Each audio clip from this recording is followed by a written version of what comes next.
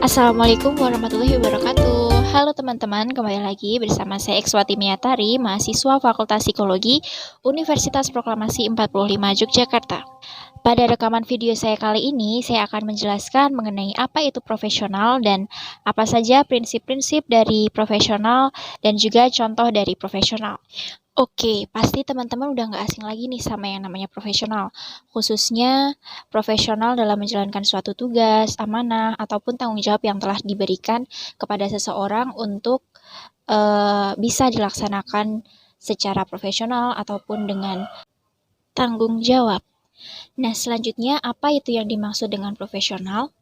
Profesional merupakan orang yang memiliki profesi atau pekerjaan yang dilakukan dengan memiliki kemampuan yang tinggi dan berpegang teguh kepada nilai moral yang mengarahkan serta mendasari perbuatan. Atau definisi dari profesional ialah orang yang hidup dengan cara mempraktekkan suatu keterampilan atau keahlian tertentu yang terlibat dengan suatu kegiatan menurut keahliannya. Menurut Prayudi A. pada tahun 1976, istilah profesional dapat diartikan sebagai usaha untuk menjalankan salah satu profesi berdasarkan keahlian dan keterampilan yang dimiliki seseorang, dan berdasarkan profesi itu seseorang mendapatkan suatu imbalan pembayaran berdasarkan standar profesinya. Jadi dapat disimpulkan, profesional yakni orang yang menjalankan profesi sesuai dengan keahliannya. Selanjutnya, hal pokok seorang profesional. Yang pertama, skill, artinya orang tersebut harus benar-benar ahli di dalam bidangnya. Yang kedua, knowledge, artinya orang tersebut harus dapat menguasai, minimalnya berwawasan mengenai ilmu lain yang berkaitan dengan bidangnya. Dan yang ketiga atau yang terakhir yaitu attitude. Bukan hanya pintar, akan tetapi harus memiliki etika yang diterapkan di dalam bidangnya. Ciri-ciri seorang yang profesional. Yang pertama, memiliki tanggung jawab profesi serta integritas yang tinggi. Yang kedua, memiliki jiwa pengabdian kepada masyarakat.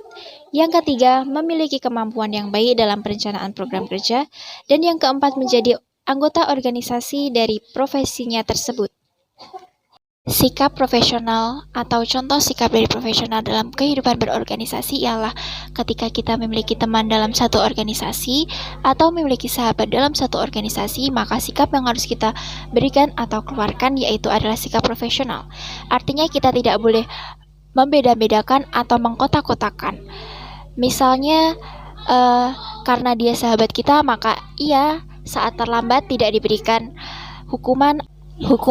Selanjutnya, saat kita memiliki masalah atau permasalahan dengan sahabat atau kawan kita sendiri, dalam berorganisasi kita harus memiliki sikap profesional, yaitu tidak membawanya ke dalam intern organisasi itu sendiri dan tetap bersikap profesional terhadap tugas atau tanggung jawabnya.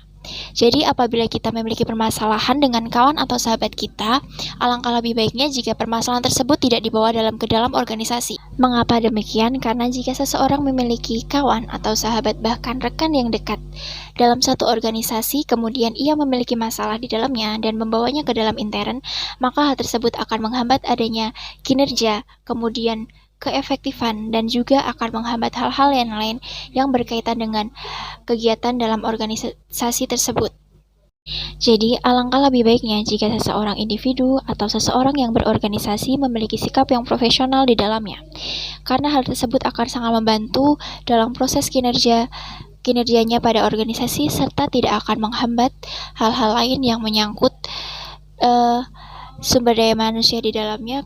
Kemudian ketika kita memiliki sikap profesional, maka akan memudahkan diri kita saat menjalankan atau berorganisasi dan juga menjalin relasi ataupun hubungan dengan orang lain, karena sikap yang kita miliki yaitu adalah seorang profesional. Mengapa demikian? Karena seorang profesional sangat diperlukan dalam sebuah organisasi, di mana setiap orang dituntut untuk bekerja secara profesional.